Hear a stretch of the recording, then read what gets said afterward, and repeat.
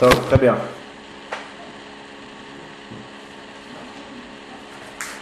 On y va, on commence.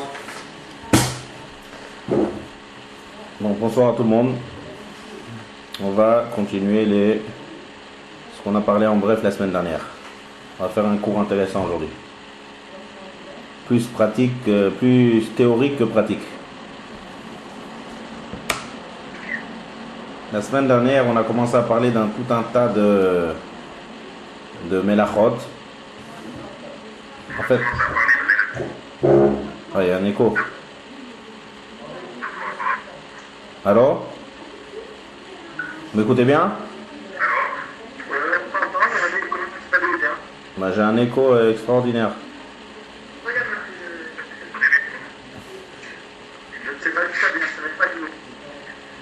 Top. On va voir.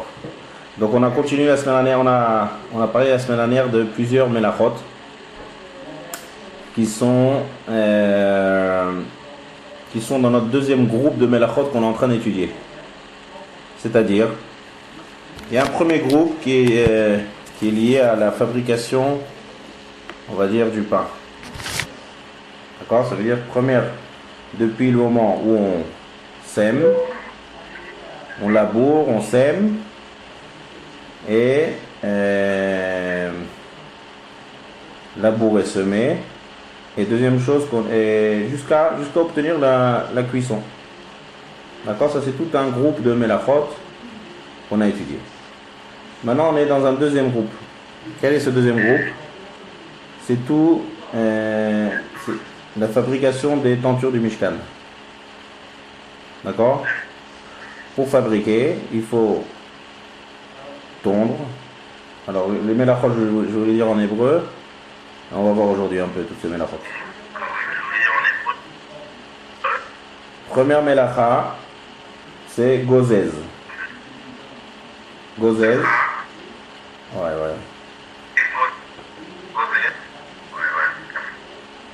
Je parle avec un écho, c'est très compliqué. Tu m'écoutes là, Daniel?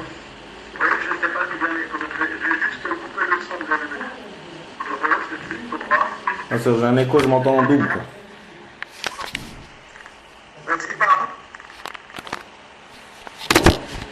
Donc dans notre deuxième groupe de melachot, on va faire la série des melachot qu'on est en train d'étudier. Gozez, tondre. D'accord, ça on a étudié. Melaben, laver. Ensuite, melapetz. Melapetz, c'est donner des coups comme ça sur la laine pour pouvoir lui enlever toutes les saletés, tout ce qui est pas cachora vraiment à la laine. Ensuite, une fois qu'on a obtenu de la laine propre, enfin de la laine propre, on la colore. D'accord? Ça, ce sont les 4 melachot qu'on a étudiés tous ces derniers mois. Chaque melacha avec toute sa halachot pratique. D'accord? Ça va ensemble. La théorie et la pratique, ça va ensemble dans les melachot de Shabbat. On ne peut pas dire directement des cas pratiques sans apprendre la théorie. Sinon, on ne comprend pas pourquoi c'est assour et pourquoi c'est moutard. D'un autre côté, il va y avoir des melachot qui vont venir par la suite, qui sont beaucoup plus théoriques que pratiques, parce qu'ils ne sont quasiment pas mis en pratique. Mais on va voir quand même quelques cas pratiques qui vont sortir de ce melachot. Donc aujourd'hui, on va plus s'attarder sur ce melachot, bien comprendre la suite. Quelle est la suite? Après qu'on a tondu la laine, et après qu'on a lavé la laine, et après qu'on a frappé la laine, et après qu'on a coloré la laine. Qu'est-ce qu'on fait après?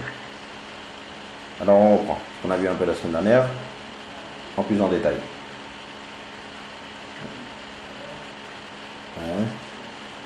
Top. Tové. C'est quoi tové? Qu'est-ce qu'on fait après qu'on colore la laine? Qu'est-ce qu'on fait après? Une fois qu'on a une laine lavée, tondue et frappée, bien nettoyée on va dire, et colorée. Qu'est-ce qu'il faut que je fasse maintenant?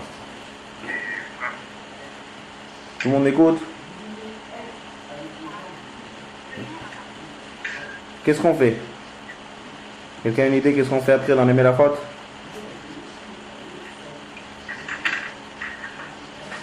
Je sais pas si tout le monde est avec moi. Tout le monde m'écoute, Shoshana, Linda? Oui, je suis là. Ah, tout le monde est là, Yofi. Parfait. Comme je vois personne, donc il faut que j'écoute. Ouais. Ah, comme je vois personne, donc il faut au moins que j'écoute. Top. Donc on continue. Qu'est-ce qu'on fait après? On fait des fils. Effiler la laine. Quel melacha? Ça s'appelle tové. Ha-tové. Tvia. Tvia en hébreu, c'est faire des fils. D'accord? Filet. Ensuite, qu'est-ce qu'on fait? Messer. Messer, c'est étendre les fils. D'accord? Étendre les fils. Ensuite, on Shne aose shne batenerin. Alors tout de suite vous allez comprendre ce que ça veut dire. Oreg. Qu'est-ce qu'on fait après oreg? Oreg, on tisse. D'accord? Pour obtenir un habit. Donc on tisse de la laine. Ensuite, potsea. Potsea, c'est son. Donc on va arriver à 6 mélachot qui sont en fait partagés en 3. Chaque mélacha est son inverse. Première mélacha, c'est tisser. Potsea, c'est défaire le tissage. Ensuite, kosher.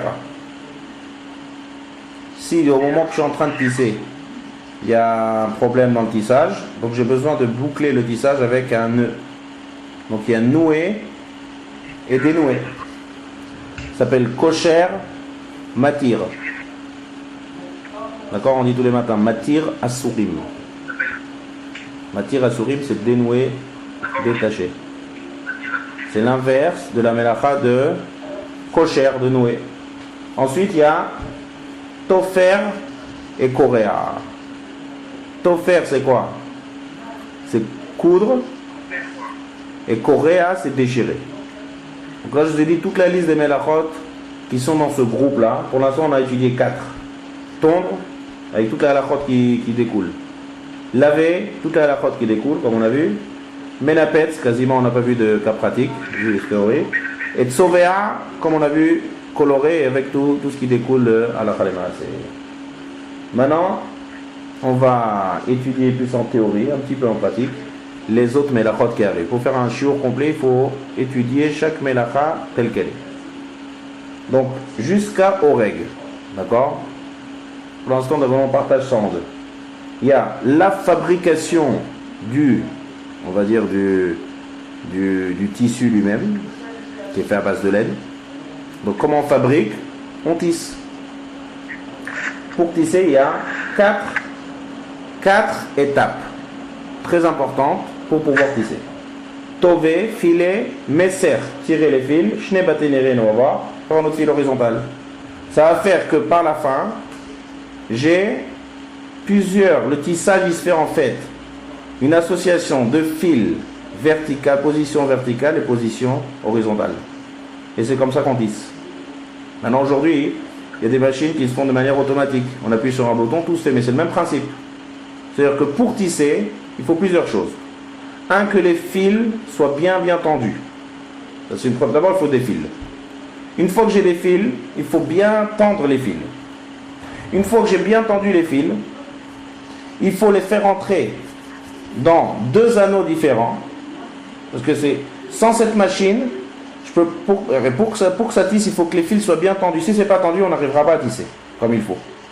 On va dire qu'il faut que les fils soient bien collés, bien un à l'autre de manière professionnelle. Il faut que ça soit bien tiré et que je fasse rentrer un fil horizontal entre 2 groupes de fils de position verticale. Vous m'avez compris comment ça marche? C'est-à-dire, si j'ai maintenant mes 2 doigts, c'est plus facile qu'un dessin. Après, je ne sais pas comment mettre ça sur une caméra. Voilà. Là. Vous voyez?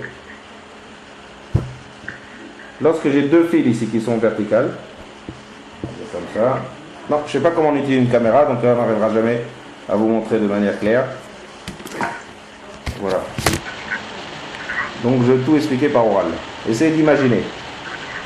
Si vous avez, le mieux c'est de prendre, il y a un livre il y a un livre très connu qui est sorti en Shabbat, les 39 travaux de Shabbat, c'est par le rabbin Baruch Chaït.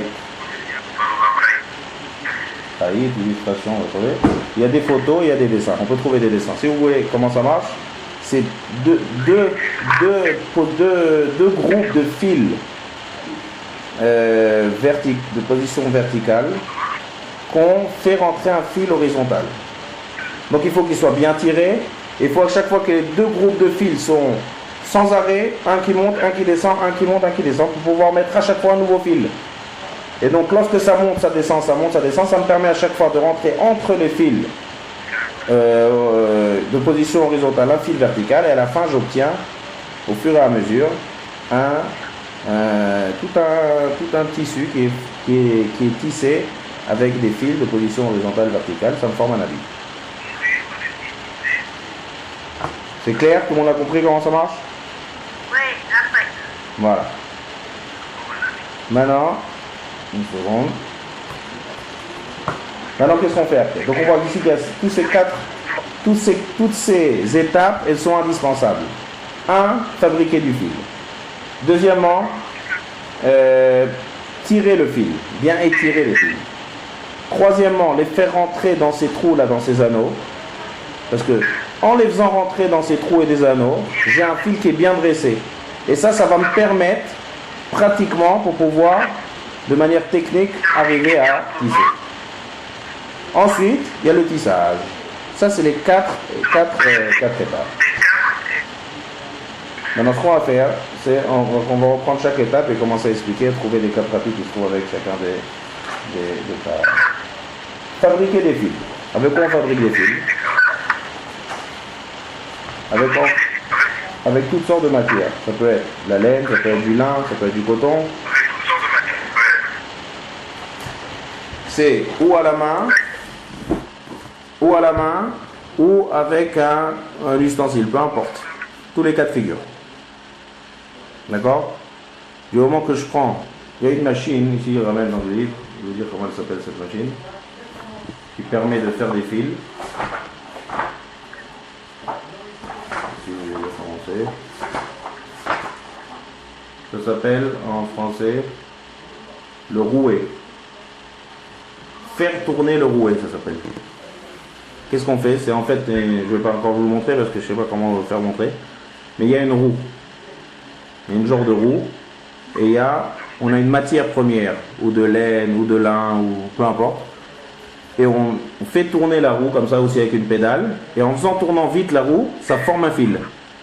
C'est-à-dire on passe de matière brute à un fil qui est bien rigide, bien formé. Ça, c'est fabriquer du fil. Donc ça, c'est la première étape comme on a dit. En français, la machine, elle s'appelle faire tourner le rouet. C'est le rouet, c'est une roue. En fait, qu'est-ce que ça fait la roue? Ça fait amener une matière première avec cette roue, et quand je fais tourner vite la roue, le fait qu'il a la force centrifuge de la roue, ça va fabriquer un fil qui est bien rigide et bien solide. Ça, c'est fabrication du fil. Ça, c'est théorique, comment on arrive au fil. C'est une melacha qui s'appelle Tové. Où est-ce qu'on peut trouver ça en pratique? Le jour du Shabbat. Alors, on peut trouver ça en pratique. Je vais vous donner un exemple. Un exemple le plus simple, c'est le fil de tzitzit. Alors, je donne un exemple en fil de tzitzit, mais ça peut s'appliquer sur plein de fils. Est-ce que vous avez déjà essayé de démêler? Alors, le fil de tzitzit, comment c'est le fil de tzitzit? Il y a 8 fils. D'accord? Il y a les nœuds en haut, et il y a 8 fils. Chaque fil lui-même, si vous avez essayé de démêler un fil, il est formé de 8 fils. Essayez de prendre un fil de tzitzit et de le démêler. Vous allez obtenir 8 fils. D'accord? 8 fils qui sont très fins. C'est ça pour ça que d'ailleurs la forme du fil de tzitzit, elle est comme ça en spirale. Pourquoi elle est en spirale? Pourquoi elle ne serait pas en un fil de clair net comme une pelote de laine? C'est trop fin. Non, mais elle est formée, c'est-à-dire elle va en spirale. Si vous regardez chaque fil de tzitzit, il y en a 8, chaque fil il est fait de manière spirale. Pourquoi c'est comme ça? Parce qu'on a pris 8 fils très fins et on les a fait tourner, tellement bien qu'on a obtenu un seul fil. On a obtenu un fil. Et ça se voit même pas. C'est-à-dire il faut le défiler pour voir que c'est fabriqué à base de 8 fils. Maintenant, qu'est-ce qui se passe? On va dire Shabbat, un des fils commence à, des fois quand le tzitzit commence à devenir un peu vieux, à s'user, il commence à se défiler de lui-même en bas.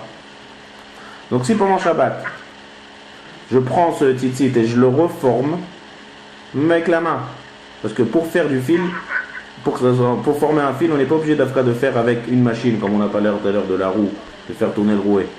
Même si avec mes mains, je prends une matière brute, et je file plusieurs fois, je tourne jusqu'à ce que j'obtiens un fil.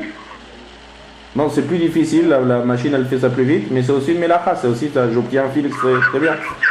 Donc si j'ai un fil qui commence à se défaire, et que j'essaye de le resserrer, de le retourner, donc j'obtiens mon fil comme il était auparavant, ça c'est la mélacha de Tové, c'est une mélacha de Raïda. Maintenant ça peut s'appliquer pas seulement sur un fil de tzitzit, sur toutes sortes de fils. Toutes sortes de fils qui sont fabriqués à base de plusieurs fils. D'accord? Et qu'ils sont tellement bien entourés ensemble que ça forme un bon fil entier. C'est une mélacha de Tové, de filet. D'accord? Donc ça c'est cette mélacha de filet, fabriquer un fil à partir d'une matière brute, ou bien un fil qui est fait de plusieurs fils et qui est tellement bien fait que c'est un seul fil, s'il se défait, de le refaire, c'est une mélacha de Tové. Mélacha de Tové. Maintenant, peu importe, s'il faut savoir qu'on a dit que c'est ou à la main ou avec un cul. Si je file de la laine sur le mouton lui-même, ça c'est pas une mélacha. D'accord? Pourquoi? Parce que le fil on le fabrique une fois que la laine a été déjà tondue. Mais bien qu'on sait que dans le Mishkan c'est marqué que il y avait des femmes là-bas spécialistes qui arrivaient à filer de la laine même lorsque c'était encore sur le mouton. Mais on ne parle pas des cas extrêmes. Dans la nature, c'est d'abord de tondre et après c'est avec la matière première que j'ai de former des fils. D'accord? Donc ça c'est la première étape, c'est former des fils. Et on a vu un cas pratique, maasé, un fil qui est fait à base de plusieurs fils qui se défait, que je le refais, juste de faire un seul acte comme ça, de le remettre bien et de le remettre en position de fil, c'est un interdit de la Torah de Tové. Ça c'est des mélachot qui sont inconnus, parce qu'on ne connaît plus toutes ces manières de coudre, mais il faut savoir que c'est une mélacha de Tové. Ensuite, pardon? Quelqu'un va me poser une question? Non? On continue. Messer. La mélacha d'après, c'est de d'étendre bien le fil. Si j'étends pas mon fil et que mon fil n'est pas bien solide, alors dans la machine, dans le métier à tisser, à part les deux carrés où les fils passent là-bas par le trou, il y a deux genres de grandes poutres. Ici, ça s'appelle des ensouples. Et ces deux poutres-là, on fait tourner là-bas le fil est bien tiré et bien accroché sur ces deux poutres. C'est-à-dire que je ne peux pas commencer à tisser si mes fils ne sont pas tendus de manière et accrochés de manière forte. Impossible de tisser. Donc ça, c'est la première mélacha, c'est d'étendre bien le fil. Ça, il n'y a pas trop de cas pratiques là-dessus. Ensuite, il y a Ose Shne Bate Nirin. Alors c'est quoi? On a dit il y a deux groupes de fils de position verticale. Ils doivent rentrer dans ces cadres-là. Ces cadres, il y a des genres de cadres, il y a des anneaux. D'accord? Dans ces cadres-là, il y a des anneaux. Et lorsque le fil est bien rentré dans l'anneau, c'est ça ce qui va permettre que je vais pouvoir écarter les fils au fur et à mesure pour pouvoir rentrer le fil horizontal. Donc ça aussi, c'est très important pour pouvoir tisser. Donc ça s'appelle Ose Shne Bate Nirin. D'accord? Il faut que ça tienne bien. Le fait de préparer, en fait, c'est quoi l'idée de cette mélacha? C'est pouvoir préparer quelque chose pour que je puisse tisser. Alors maintenant, je vais vous donner un certain cas. Maintenant, aujourd'hui, personne ne fait ça. Ce métier à tisser, ça n'existe plus. Même si ça existe, personne ne va faire ça Shabbat. Et puis de toutes les manières, ça se fait de manière électrique. On va prendre plusieurs cas, vous allez voir, qui rentrent dans le même système. Exemple, fabriquer un panier en osier. Comment on fabrique? On prend, pareil, on prend des, on va dire on va prendre en paille, on va dire, d'accord? Fabriquer un chapeau de paille, fabriquer un panier en paille, en toutes sortes de matières, peu importe. C'est tout le temps des fils verticales et horizontales, verticales, horizontales. C'est comme ça qu'on forme toutes sortes de choses. Un autre exemple, j'ai plusieurs exemples. Il y a des, pour avoir le, comment on appelle ça, un petit éventail. Il y a des éventails qu'on fabrique à base de bâtonnets de glace. Vous avez déjà vu? On prend plusieurs bâtonnets de glace, vertical, horizontal, vertical, horizontal, vertical, horizontal. Et on obtient un petit éventail. Il y a plein de choses comme ça qu'on peut fabriquer. Par exemple, le panier de loulav. Vous savez comment c'est fait, le panier de loulav? Là, on met le hadas et la rava. C'est fait à base de feuilles de loulav. On a mis position horizontale, position verticale, et on a obtenu un panier. Donc on peut faire plein de choses comme ça le Shabbat. C'est pas obligé de, puisque l'idée de la melacha, c'est de tisser horizontal, vertical, horizontal, vertical. D'accord? Et pour obtenir quelque chose, donc on peut obtenir ou de la laine, un tricot qui est fait comme ça, tricoté de laine pour horizontal, vertical. Mais on peut aussi faire toutes sortes de choses que je vous ai dit. Toutes sortes de choses qui sont fabriquées à base de plusieurs éléments pour horizontal et vertical. Maintenant, pour pouvoir arriver à tisser, à obtenir quelque chose, il faut d'abord que je les dresse bien. Et il faut qu'il y ait au moins une base.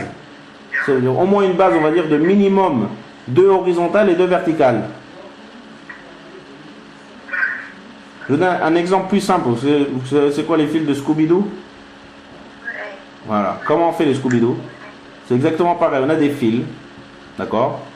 Et ces fils-là, au départ, on a des fils. Si je commence à faire le Scooby-Doo avec les fils, impossible de le faire. Il faut une base d'abord. Il faut une base claire. Quoi? Des fils bien tendus.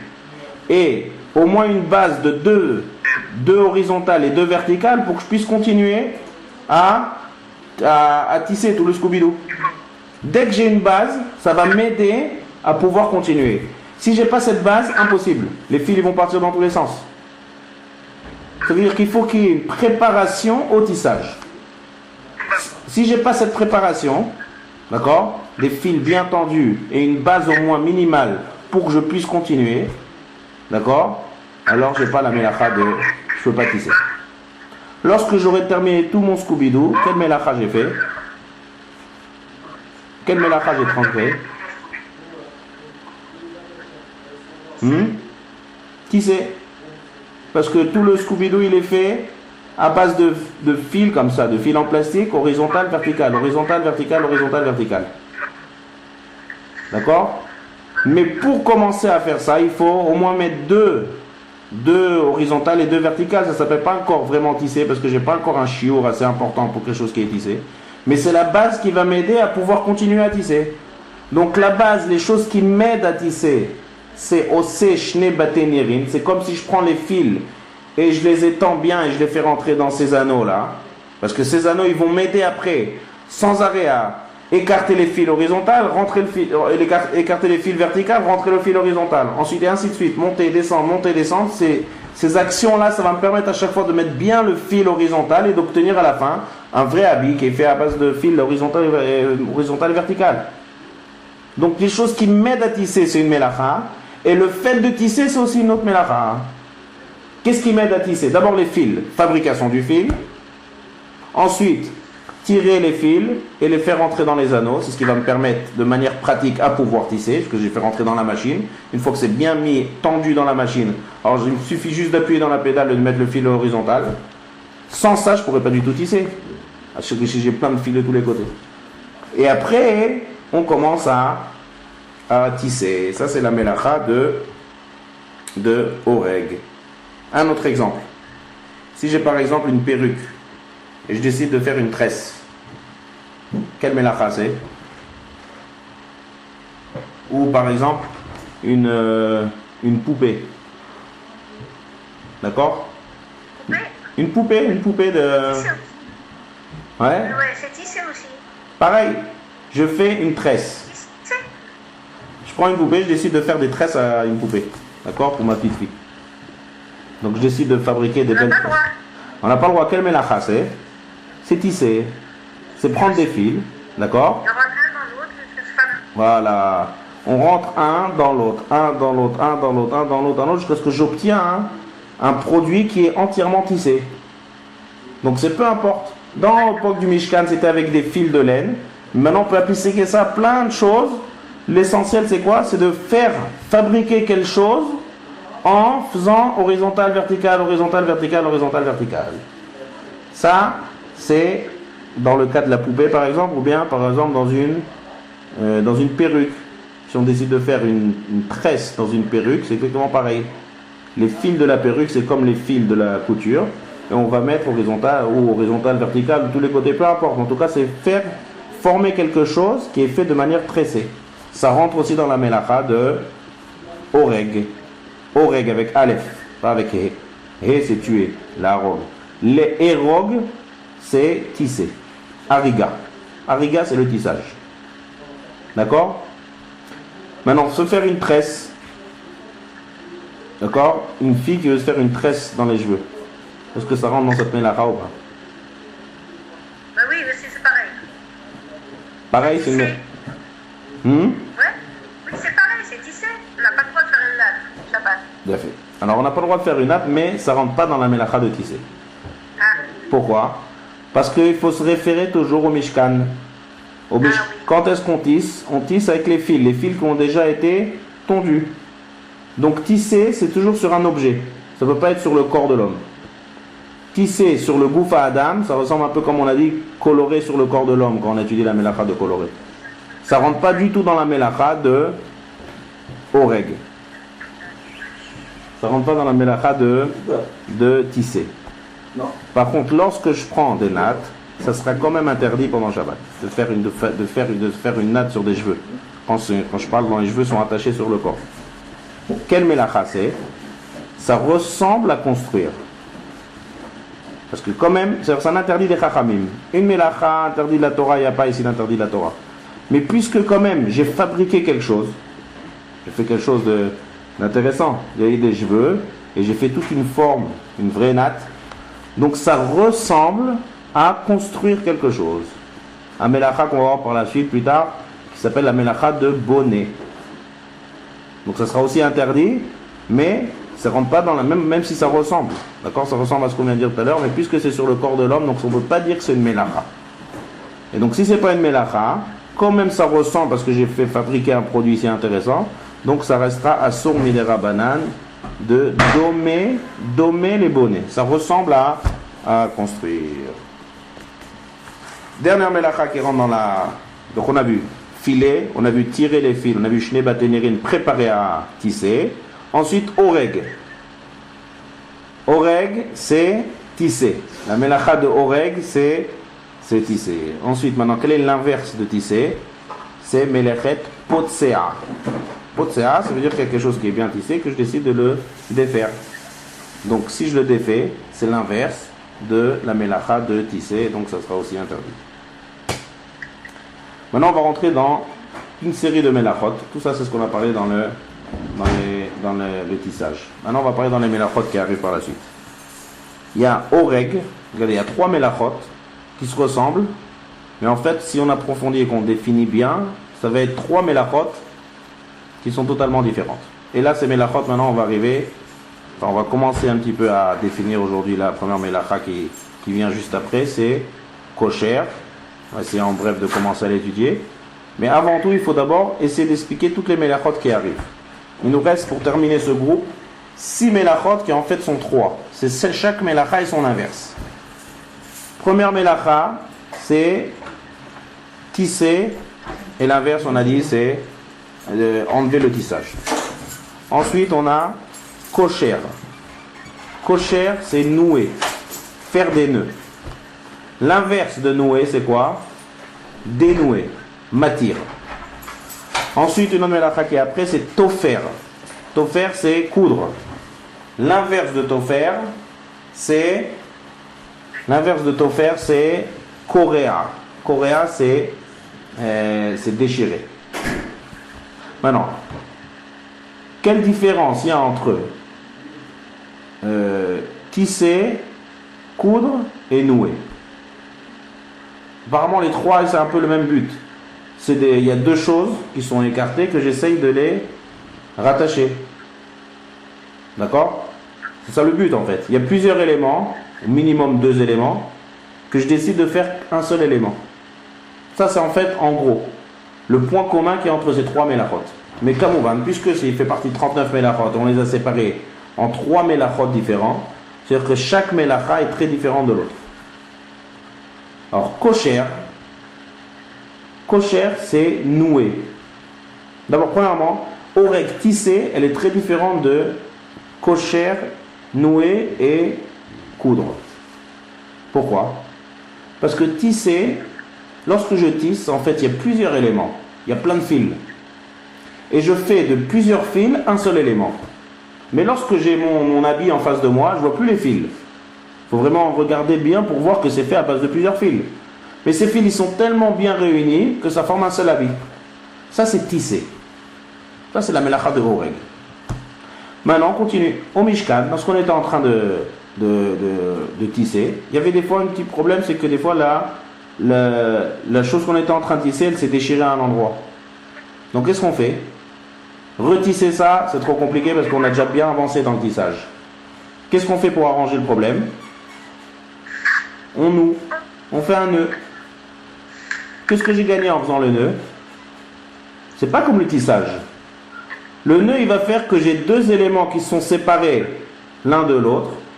Et par l'intermédiaire du nœud, j'ai arrangé le problème. Mais on voit le nœud.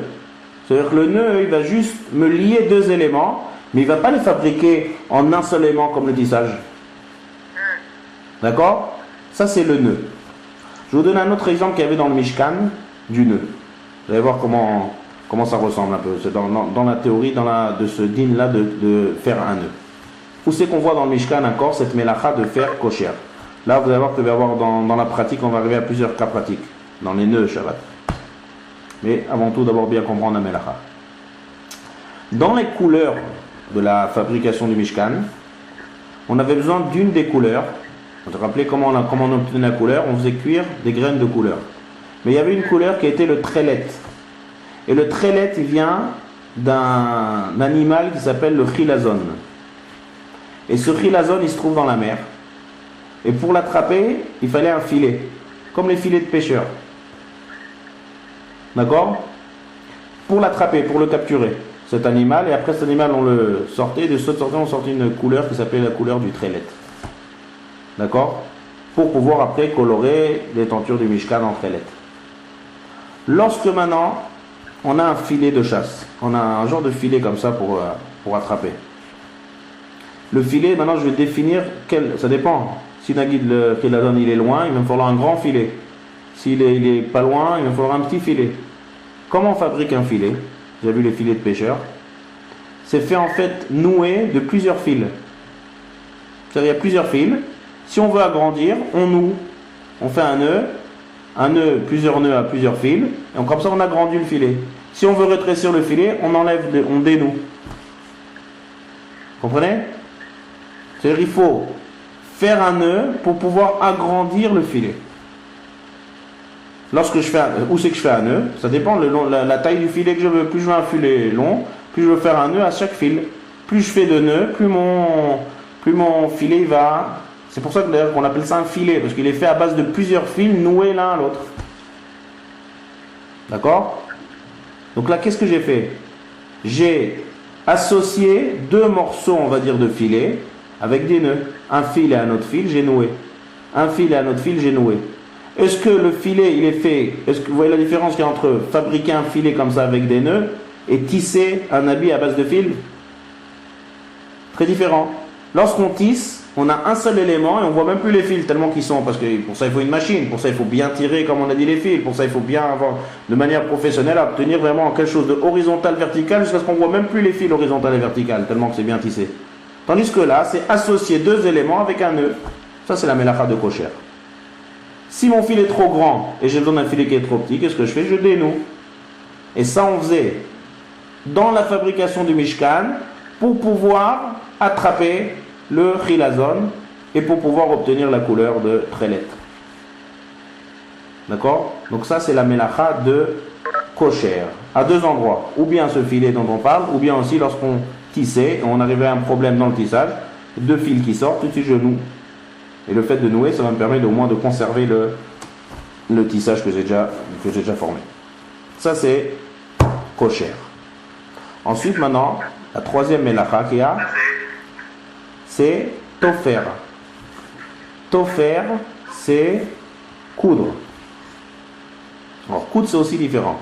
Qu'est-ce que c'est coudre? C'est un peu comme kosher, mais c'est différent. Pourquoi? Parce que coudre, c'est prendre deux éléments et de les relier avec un troisième élément. C'est-à-dire, j'ai par exemple, on va dire un couturier. Il a devant lui un tissu. D'accord? Donc pour faire ce tissu, il a besoin, on va dire qu'il a besoin, il a deux morceaux de tissu. Comment il va associer ces deux morceaux de tissu? Il ne fait pas de nœud. On ne peut pas nouer des tissus. Et puis même si nous le tissu, ça va former un pantalon tout noué. Il ne veut pas, il veut un pantalon qui est bien. Tisser, on ne tisse pas. Une machine à coudre, c'est pas du tout la machine dont on a parlé tout à l'heure de mettre des fils horizontales, verticales, horizontales, verticales. Donc qu'est-ce que c'est une machine à coudre? C'est de prendre un troisième élément, qui est un fil, et avec ce fil, je vais relier les deux morceaux. Donc c'est relier deux morceaux par l'intermédiaire relier deux éléments par l'intermédiaire d'un troisième élément. Vous voyez la différence entre nouer et coudre? C'est que nouer, je prends les deux éléments et je les noue ensemble.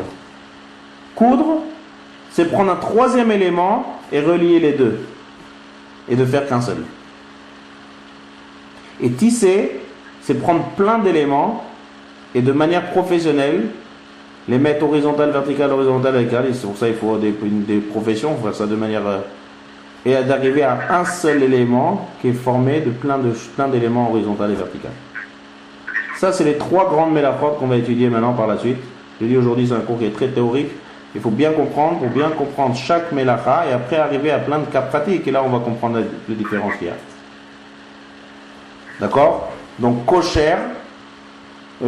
D'abord, on commence par oreg, ça on a déjà vu, on a déjà étudié. Potz, oreg. Ensuite, kosher, c'est ce qu'on va commencer à étudier maintenant. Noué. Et par la suite, on va étudier tofer. Maintenant, chaque mélacha, elle a son inverse. Oreg, potsea. Potsea, c'est défaire le tissage. Kosher, c'est quoi l'inverse de kosher? C'est matir. Ha-kosher, veha-matir. Nouer, dénouer. D'accord?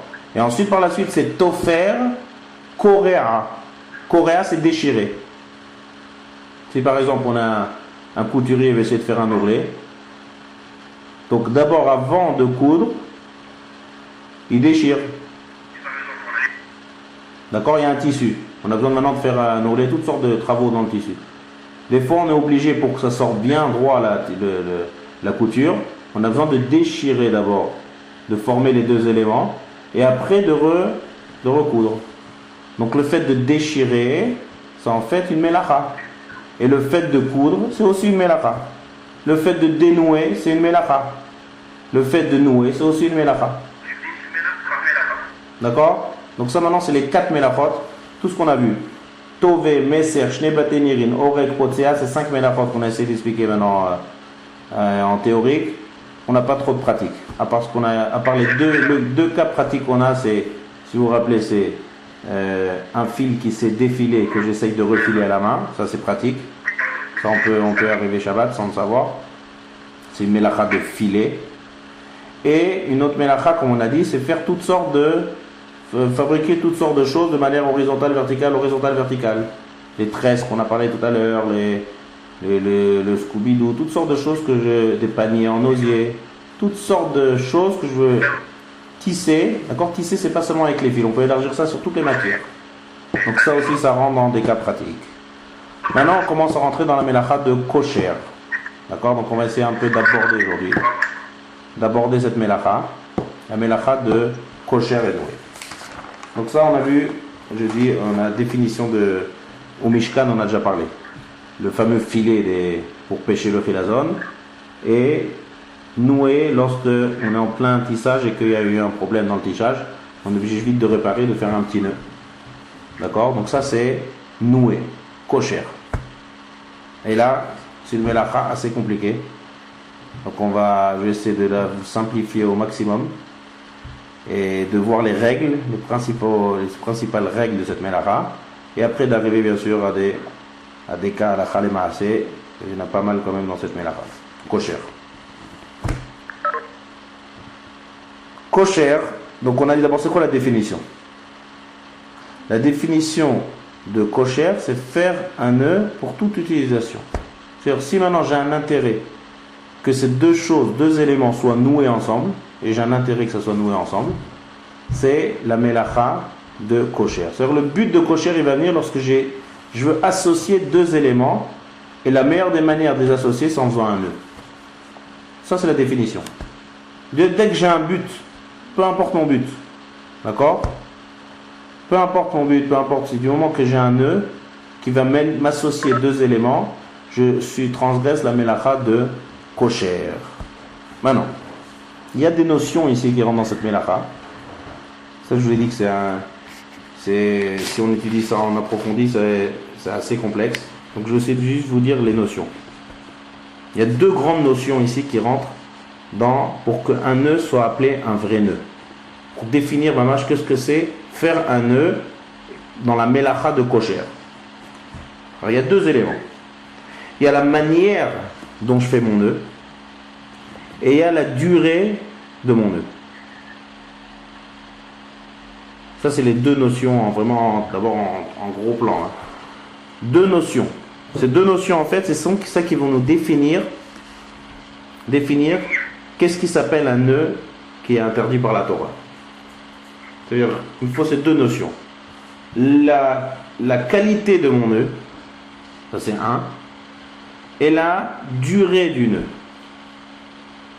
C'est-à-dire, combien de temps quelle est l'intention quand j'ai fait mon nœud, lorsque je fais un nœud. On peut avoir une intention de le faire et de le défaire le jour même, et je peux faire un nœud qui va rester des années pour toujours. D'accord ? Donc il y a une durée, il y a une notion de durée dans le nœud, et il y a une notion de qualité dans le nœud.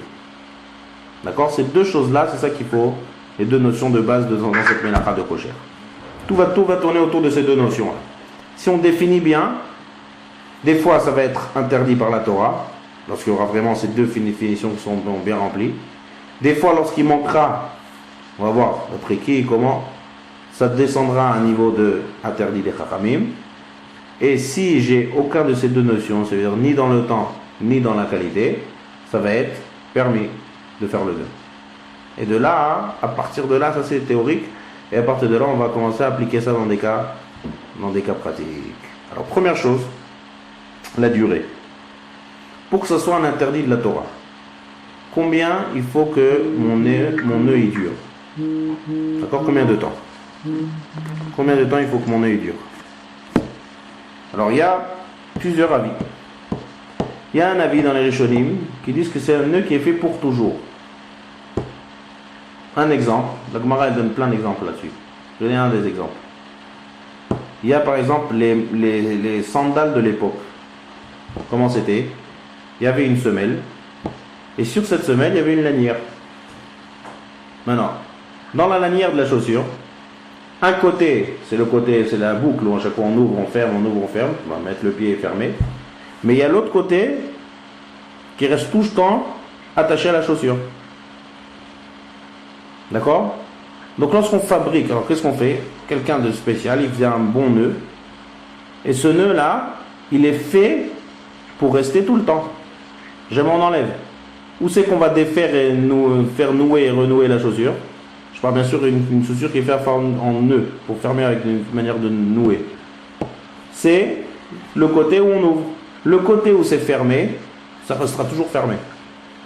Donc dans la durée, c'est un nœud qui est fait pour toujours. Ça, d'après tout le monde, c'est un interdit de la Torah dans la durée. Un nœud qui est fait pour toujours. Maintenant, à partir de quand, en lâchant en hébreu, ça s'appelle Kesher Shel Kayama.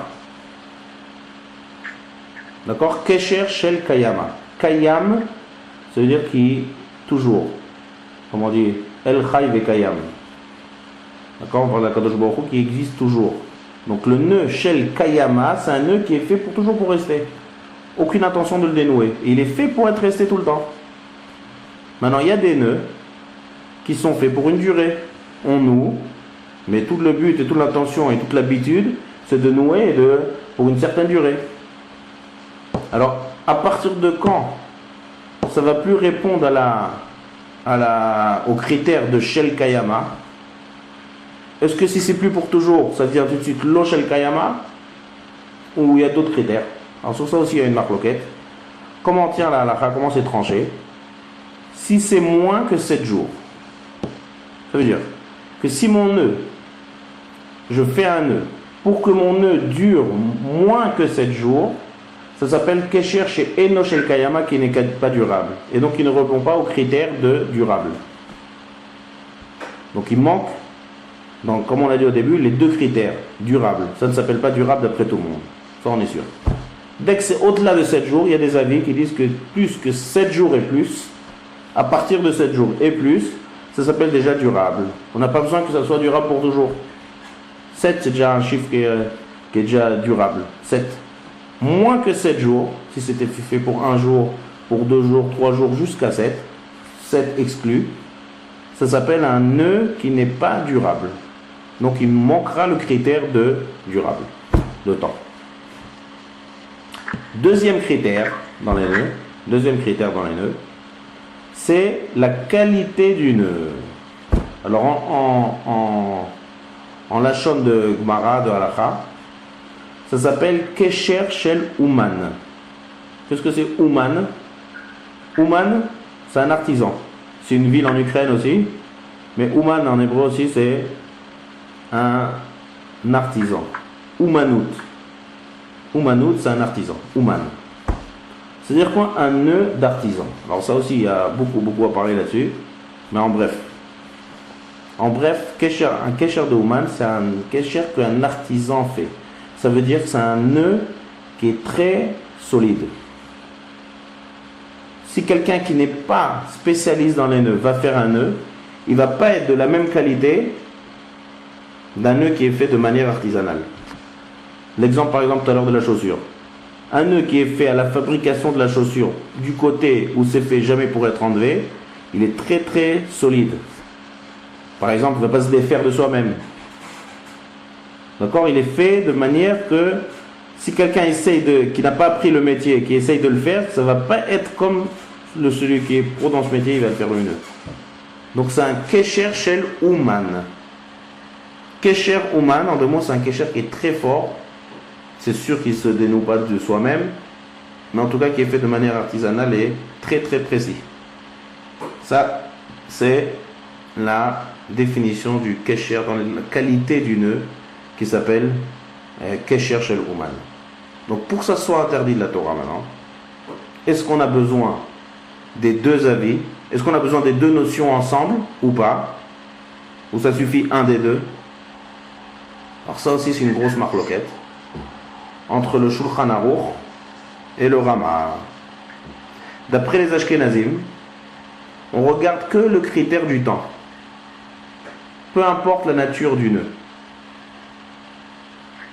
Ça veut dire que si c'est un nœud qui est fait pour plus de 7 jours, ça sera un interdit de la Torah de le faire. Si c'est un nœud qui est fait pour moins de 7 jours, d'accord, c'est pas interdit par la Torah. Par contre, pour le Shulchan Aruch, il faut les deux notions ensemble pour que ça soit interdit par la Torah. Et durable et artisanal. Kesher Shel Uman. Si j'ai pas les deux ensemble, ça sera interdit par les Chachamim. D'accord? Les deux notions ensemble. Est-ce que ça me suffit? Une des deux notions? Est-ce que je regarde que la notion du temps? Ou je rajoute à la notion du temps? Je parle maintenant pour définir la mélacha. Est-ce que ça me suffit de définir qu'un nœud qui est fait pour plus que 7 jours, c'est un nœud, et c'est un interdit de la Torah de Kosher, j'ai pas besoin de regarder l'artisan ou pas artisan, du moment que c'est un nœud qui tient. Ou bien non, j'ai besoin de rajouter à cette notion du temps, la notion de qualité de, du nœud. D'accord? Ça, si j'ai la notion du temps et j'ai pas la notion de qualité, ça sera interdit par les Chachamim. Alors, comme on voit dans les cas pratiques, on va voir qu'il y a une différence entre si c'est Chachamim ou si c'est de la Torah. Seulement ici, la difficulté qu'il y a à définir ici, c'est qu'est-ce qui s'appelle un nœud d'artisan.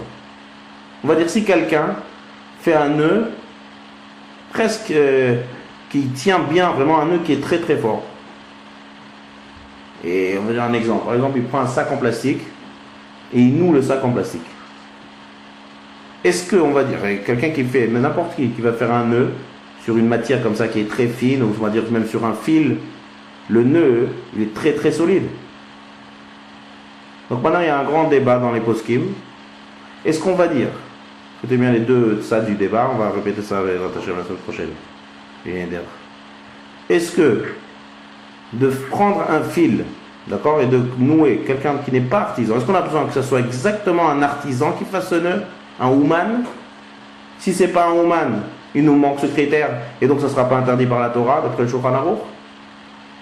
Ou bien non, même quelqu'un, n'importe qui fait un nœud qui est très solide, il va rentrer dans le critère de ouman. Tout ce qu'on a dit ouman ou pas ouman, c'est dans la qualité du nœud. C'est parce que quelqu'un qui va faire un nœud qui n'est pas artisan, son nœud au fur et à mesure un peu, dans un laps de temps, son nœud va se défaire parce qu'il n'est pas un spécialiste dans les nœuds. Donc il y a un grand débat ici, qu'est-ce qui s'appelle dans ce critère? Le critère du temps, il est clair. Plus que 7 jours, c'est interdit. Moins que 7 jours, c'est-à-dire plus que 7 jours, ça, dans tous les cas c'est interdit, parce que c'est un nœud qui est fait pour longtemps. Kayama. Moins que 7 jours, un nœud qui est fait pour un jour, un nœud que je fais la veille de Shabbat pour l'enlever le lendemain, d'accord, un nœud que je fais Shabbat pour l'enlever le lendemain, ça tient un jour, 2 jours, ça s'appelle un nœud qui n'est pas durable. D'accord? Donc maintenant le problème c'est qu'il y a un deuxième critère qui rentre en jeu et qui est très difficile à définir. Qu'est-ce qui s'appelle un nœud de ouman? Est-ce qu'on a besoin? Il y en a qui expliquent, un nœud de ouman c'est seulement un vrai artisan qui fait le nœud.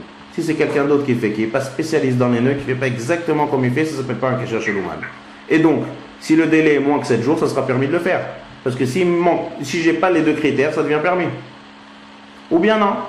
On dit que tout nœud qui est solide, d'accord, qui tient bien, qui est fort, on n'a pas besoin que ce soit un artisan qui le fait. Lorsqu'on a dit kesher shel ouman, c'est juste une image pour nous dire que c'est un nœud qui tient, qui est solide, dans la qualité du nœud. Mais c'est pas obligé que ce soit un artisan qui le fasse. Donc moi, n'importe qui, je peux prendre des matières qui sont très, on va dire, si je fais un nœud dessus qui est une matière très fine, que si je fais un nœud bien fort, ça s'appelle kesher shel ouman. D'un autre côté, c'est pas un ouman qui l'a fait. Donc ce critère, il est très très débattu dans les poskim. D'accord?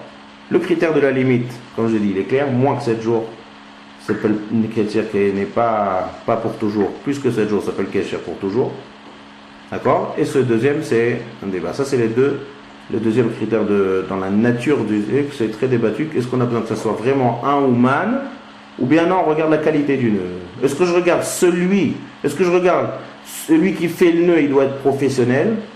Ou bien non, on regarde la nature. Ce nœud, c'est un nœud qui est bien serré. D'accord? Ça, c'est les deux notions qu'on a commencé à voir aujourd'hui dans la mélacha de kosher. La durée du nœud, d'accord? C'est là, on fait une première couche pour l'instant. C'est sûr que c'est pas du tout clair encore. Mais là, on goûte à cette nouvelle mélacha là. On va pouvoir trop rentrer dans les détails. J'essaie au maximum de simplifier cette mélacha, mais rappelez-vous de ces deux notions. Comment définir la mélacha de kosher? Au Mishkan, on a besoin de fabriquer un filet, donc on a besoin de nouer plusieurs fils ensemble, ou de nouer et dénouer. La définition de kosher, c'est assembler deux éléments par l'intermédiaire d'un nœud, d'accord? Maintenant, ce nœud-là, il a deux critères. Durée de ce nœud et qualité du nœud. Lorsqu'on définit bien ces deux critères-là, on va pouvoir rentrer maintenant à dire est-ce que c'est permis, est-ce que c'est interdit par la Torah ou interdit par la Torah. Voilà. Il y a des questions? Non. Très intéressant. Voilà. C'est très simplifié. C'est déjà, il y a beaucoup encore à détailler, mais il faut que on reste avec des choses claires. On sort du cours avec des choses claires dans la tête. C'est plus pratique aujourd'hui qu'on peut revoir maintenant tout ce qu'on a vu. On va reprendre la semaine prochaine la mélacha de kosher et arriver à des cas pratiques à la Khalemase, parce que c'est en fait ce qui nous intéresse le plus. Comment rentrer la théorie dans la pratique et d'être mettre Shomer Shabbat comme il faut. Voilà. De la sac poubelle. Ah voilà, très bien. Nouer un sac poubelle. Alors, on peut, voilà, ça c'est un bel exemple à réfléchir pour la semaine prochaine. Lorsque je noue un sac poubelle, c'est pour combien de temps? Il reste bien noué. Il reste pas loué pour un jour ou 2 jours. Je ne vais pas le rouvrir, mon sac poubelle. Donc voilà, ça commence, on commence la pratique. Il faut maintenant mettre en pratique, nouer un sac poubelle. Qu'est-ce qu'on va réfléchir? D'abord, je vous apprends comment réfléchir, selon les notions qu'on a vues maintenant. Regardez la durée du nœud et regardez la qualité du nœud. Ben, il est bien fermé, hein, qualité bonne. Oui, mais est-ce que ça rentre dans le Kesher chez l'Ouman ou pas? On est tous des Ouman, hein. Hein? On est tous des Ouman. Ouman. Est-ce qu'on est des artisans? En sac poubelle, on est tous des artisans. Pour les sacs poubelles, c'est facile à faire. En tout cas, dans la durée, si on veut réfléchir, quelqu'un qui noue un sac poubelle, il noue pour le rouvrir derrière? Il fait quoi derrière? Est-ce qu'il va le rouvrir son nœud? Non. Non. Donc c'est plus pour. Est-ce que c'est plus sur plus de 7 jours? Oui, bah sûrement. Donc on a déjà un critère qui a déjà été répondu ici, c'est le temps. Donc si c'est plus que 7 jours, c'est interdit de nouer le sac poubelle. Mais non, on va le jeter tout de suite, le sac poubelle, on va faire 7 jours. Oui, mais je noue. C'est quoi la définition? C'est quoi la définition de kosher? Bon, on va laisser ça. Hein? Si on met quelque chose dans un sac poubelle et que je noue parce que je veux garder dans ma chambre de bonne, oui, ça c'est interdit. Oui, quelle différence entre ça et la poubelle? Non, la poubelle, elle va être éliminée tout de suite, elle va être déchiquetée, jetée, ça y est. D'accord, mais moi je suis intéressé à ce que mon sac poubelle soit noué. Oui, il est noué, mais on sait que c'est pour peu de temps. Ah non? Pourquoi c'est pour peu de temps? Qui va dénouer un nœud de sac poubelle? La machine, l'appareil, la poubelle, le camion de poubelle. Dans combien de jours ça va arriver au camion de poubelle au dépôt de tous les sacs poubelles? Le lendemain, le soir. C'est-à-dire que moi je ne me fie pas si c'est aujourd'hui ou demain qu'il y a le camion, c'est au niveau du nœud que vous avez expliqué. Très bien. Moi le nœud dure, ça durera le temps qu'il faudra, mais ça dure quoi. Voilà, c'est fait, la manière dont on fait un sac poubelle, c'est fait pour durer. Oui. Peu importe quand est-ce qu'il arrive le sac poubelle. Donc si c'est fait... Pardon? C'est pas en fonction du camion, c'est en fonction du fait qu'il faut que le sac soit bien noué, que ça dure quoi. Ça dure, très bien. Donc ici, le critère de durable, il est rempli. D'accord? Donc ça suffit pour interdire. Mais ça, très bien. Réfléchissez encore sur ce nœud. Il y a encore plein de... Il y a des sacs en plastique, il y a des... Nouer une mitpacha, nouer un habit, nouer une ceinture. D'accord? Il y a plein de cas pratiques de faire une cravate. Il y a plein de cas pratiques de nœuds pendant Shabbat. Et tout va tourner autour de ces deux critères. Maintenant, Bezrat Hashem, on va voir ça la semaine prochaine en plus de détailler. On va reprendre cette mélacha. Voilà. Mais c'est bien que vous avez déjà eu l'idée à des cas pratiques. Directement mettre en pratique, c'est bien. Shavuot. Voilà. Shavuot. Bonne soirée à tout le monde. Bonne soirée. Ça va être tout le monde. Au revoir.